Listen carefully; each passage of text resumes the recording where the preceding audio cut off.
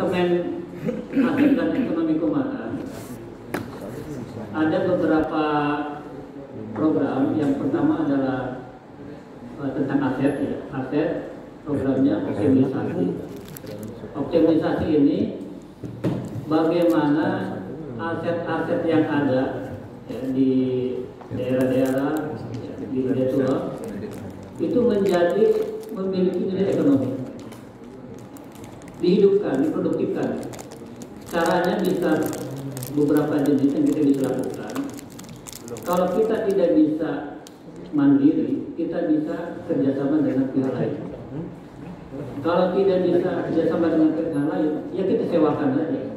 Bisa seperti, yang penting tanah yang kosong atau ruko yang kosong itu bisa diproduktifkan. Saya mencoba menelusuri, ya, melalui Zoom meeting beberapa kali dengan teman-teman di daerah. Banyak memang tanah-tanah kita itu kosong, ya.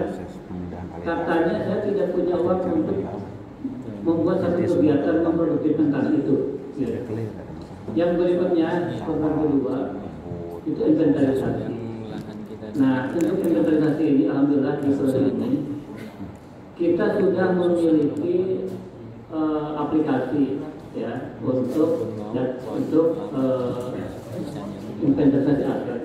Itu sudah alhamdulillah seluruh Indonesia sudah ada data secara struktural, sudah ada DPP, DPW, DPD, DPD itu sudah tercatat organisasinya, amal usaha, badan usaha, korban, ya. Organisasi, amal usaha, badan usaha, dan korban. Korban hanya ada dua, pemuda dan apa satunya? Musida. Kalau musida itu tidak punya aset. Kalau musida, pemuda juga nggak ada aset sepertinya. Yang berikutnya adalah apa ini? Legalisasi. Ya. Nah, ini legalisasi bahwa semuanya di PO, ya, di PO itu seluruh aset-aset Hidayatullah harus segera dibalik nama ke BHP. Ini adalah bentuk pengendalian, bentuk membangun trust terhadap umat, yang mana kita memanfaatkan aset-aset yang diberikan oleh orang lain. Ya. Ini dibalik nama ke BHP. Nah, ini terus saya keliling, ya, diskusi-diskusi lewat Zoom. Hampir setiap pekan 2 kali saya dengan daerah seluruh desa untuk Zoom meeting. Terakhir kami kemarin dengan Papua. Papua lumayan banyak tekanan yang luas ke Papua. Nah, baik, berikutnya ekonomi keumatan. Ekonomi keumatan yang kita akan dorong bagaimana pengusaha-pengusaha atau kader-kader atau anggota itu bisa memiliki usaha secara pribadi, secara kepemilikan pribadi. Itu juga kita dorong, ya, seperti itu. Nah, boleh memiliki pribadi, sampai saya punya usaha pribadi. Saya juga ada, gitu ya. Dan yang lain-lain sudah banyak. Makanya kumpul di para pengusaha di keanggotaan di desa Apidah. Nah, model yang kedua di ekonomi keumatan itu ekonomi berbasis harapan. Ya, nanti saya akan jelaskan khusus. Ini sebagai model pilihan untuk kita mengembangkan ekonomi keumatan. Ya. Nah, tentu nanti ada pilihan badan hukum yang memang kita penyesuaian, ya, menyesuaikan mana yang lebih cocok. Seperti tadi, PT tidak bisa kita lakukan, tidak bisa kita adakan untuk sakinah, tapi koperasi bisa. Sekarang ada badan hukum koperasi lebih mudah lagi, karena badan hukum koperasi 9 orang sudah bisa mendirikan, ya, cukup. Badan hukum koperasi tingkat kota hanya 15 juta modal awal yang harus store, ya, sebagai persyaratan pendirian koperasi.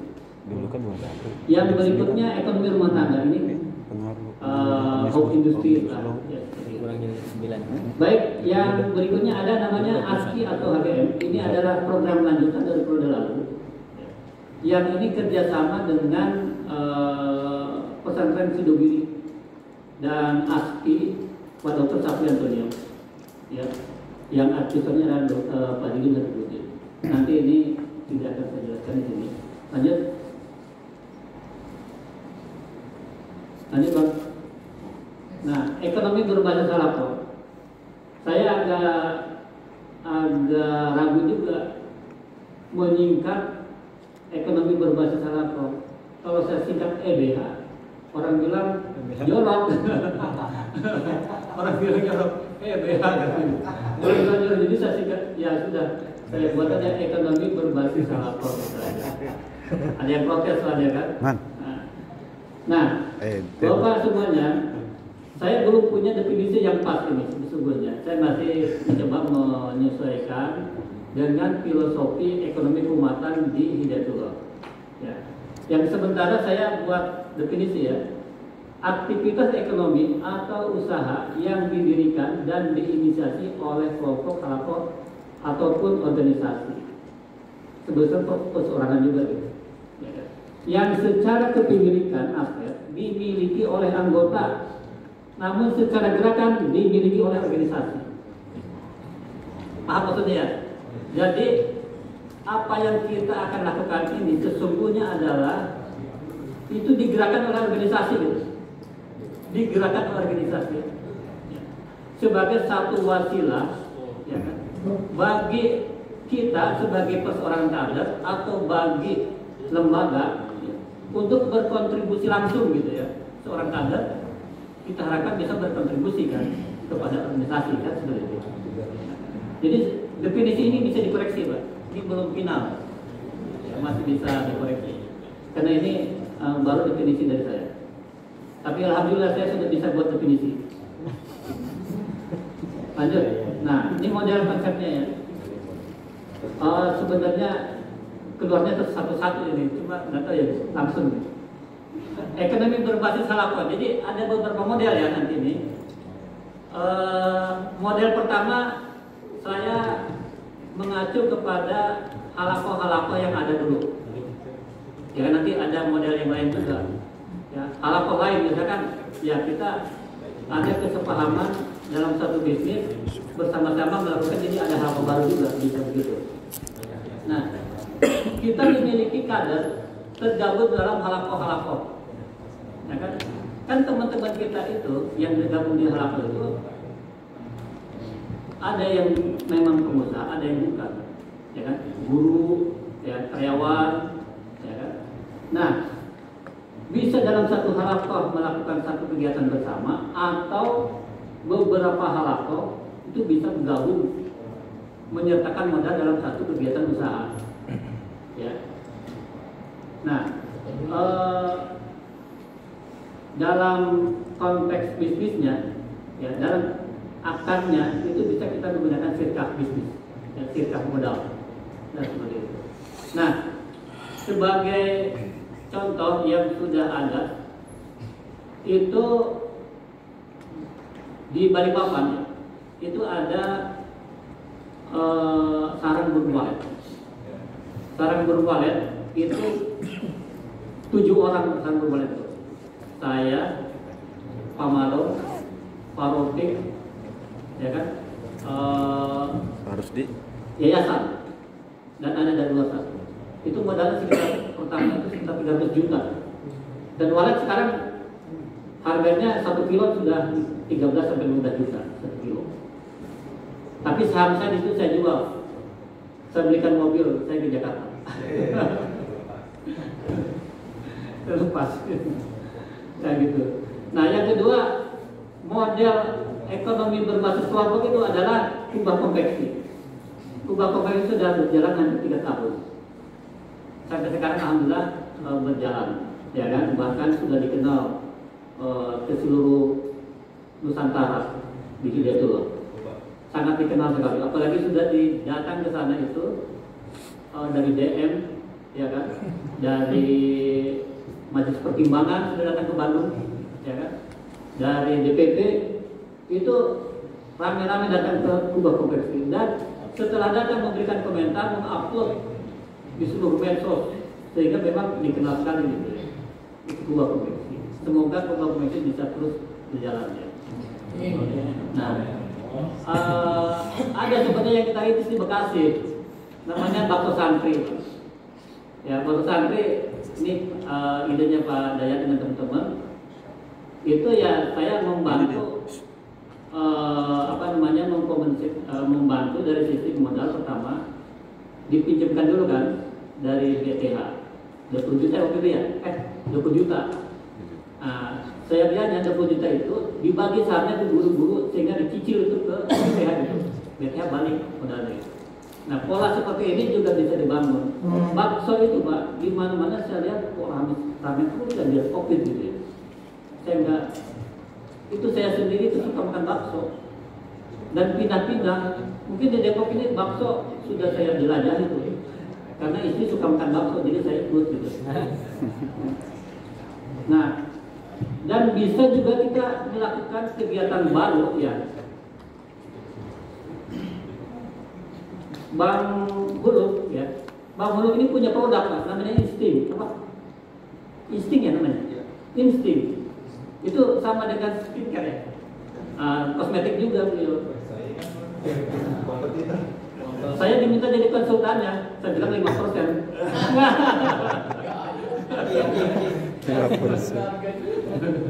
5% kosong tapi ya kan. Maksudnya kosong 5% itu. Nah, coba lanjut, saya akan lihatkan model bagaimana men-setting kebutuhan modal satu usaha. Nah ini model, ini pola kerjanya ya, model konsep manajemennya ya. Jadi owner itu maksudnya beberapa kelompok kepemilikan saham ada kumpul di situ, ya kan? Kita menunjuk seorang direktur bisa, atau kita bisa kerjasama. Nah, terus ada pengelola. Modelnya seperti ini, ya kan? Sederhana sekali. Ya kan? Nah, tentu pola akarnya adalah sirkah EBH. Pola sirkah lah gitu ya, EBH-nya nanti di skip lupa saya hapus. Ya kan? Nah, lanjut. Nah, ini model yang menghitung kebutuhan modal. Sederhana ini Pak. Kalau tadi kita di Sakinah kan miliaran ya, tapi ini hanya contoh.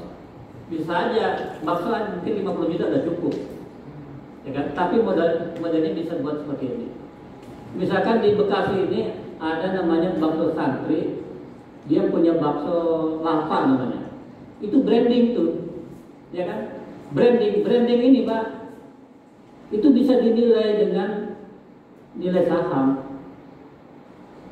Modelnya begitu. Jadi saham itu bukan saja dana yang di store ya, tapi skill atau branding itu bisa dinilai. Misalkan Mas Huluk punya insting. Ini insting diproses sekian lama dengan modal sudah dikeluarkan, pendidikan manajemen marketing digital juga ikut, dan macam-macam dia ikut sehingga menghasilkan insting.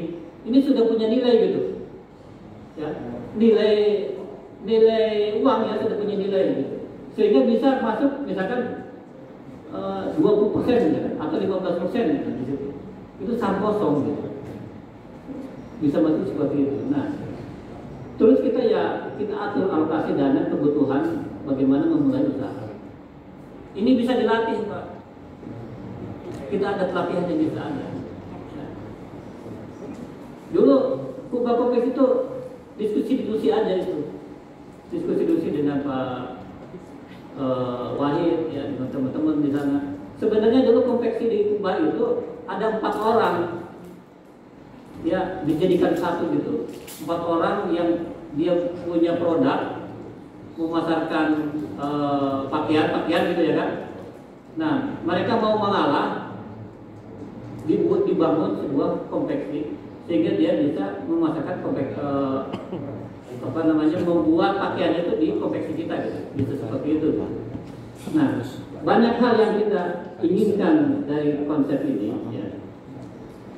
Untuk pilihan badan hukum ya, untuk usaha-usaha kecil seperti ini itu bisa usaha perseorangan ya, kayak izin usaha. Bisa juga menggunakan badan hukum koperasi. Koperasi ini sekarang sangat mudah sekali Pak. datang ke Pak Rahman ini notaris, dia akan urus semuanya. Itu koperasi. Nah, makanya nanti di akhir sesi ini, Pak, kita harapkan kita bisa memiliki satu badan hukum yang terdiri anggotanya adalah anggota APIDA semua. Ya paling tidak koperasi APIDA sudah punya kita. Ya kan, koperasi APIDA. Nanti kita atur koperasi APIDA. Nah, koperasi APIDA ini, Pak, kita harapkan bisa memberikan penguatan juga dengan sakinah. Bisa saja kita punya koperasi ada sahamnya sakinah, ya kan? Lebih menarik lagi. Atau kita bisa membuat koperasi digital, misalkan macam-macam kita bisa buat. Ya. Jadi pola-pola konsep ekonomi berbasis halal itu ya sederhana-sederhana seperti ini. Baik, nah karena ini dari definisinya, ya kan, amal usaha, aktivitas ekonomi atau amal usaha yang didirikan oleh kelompok halakoh atau diinisiasi oleh organisasi, sehingga ini kegiatan ini menjadi satu wadah yang memang diharapkan bisa memberikan penguatan kepada visi misi Hidayatullah, ya kan, sehingga selalu harus ada hubungannya dengan organisasi. Kita jangan lepas dengan organisasi. Ya, APIDA juga merupakan satu media atau wasilah bagaimana kita berkiprah di dalamnya, ya kan, untuk memberikan penguatan kepada visi misi Hidayatullah. Nah, sehingga kita harus berkontribusi dengan organisasi ini, karena organisasi akan melakukan pendampingan, ya kan, konsultasi, ya, seperti itu. Nah, yang di mana yang diubah ini sudah seperti ini, yang diubah. Jadi sudah ada kontribusi organisasi 15% itu untuk organisasi. Walaupun organisasi tidak langsung tidak setor modal, tetap akan mendapat itu. Apalagi organisasi juga ikut turut serta memberikan penyertaan modal, ya, seperti ini. Nah, ini contoh distribusi laba usaha. Ya, nanti teman-teman di daerah bisa saja merubah ini. Oh, kontribusi organisasi misalkan 20%. Kenapa? Captive market dia kuasai. Ya kan, gerbong marketnya luas. Ya, seperti itu. Nah, lanjut untuk pilihan badan hukum, ya ini terputus ini. Bisa koperasi, bisa CP, bisa PT. Kan badan hukum itu sekarang badan hukum koperasi dengan PT ya. Kalau CP itu badan usaha seperti izin usaha UKM gitu ya, itu CP. Yang badan hukum itu PT dengan koperasi. Nah, sekian itu dari saya, rekan-rekan APIDA semuanya. Dan saya tinggalkan sampai di sini. Nanti kita akan sambung dengan sesi dialog. Ya. Semoga kita baik, dari saya demikian. Mohon maaf yang wabillahi taufiq wal hidayah. Assalamualaikum warahmatullahi wabarakatuh.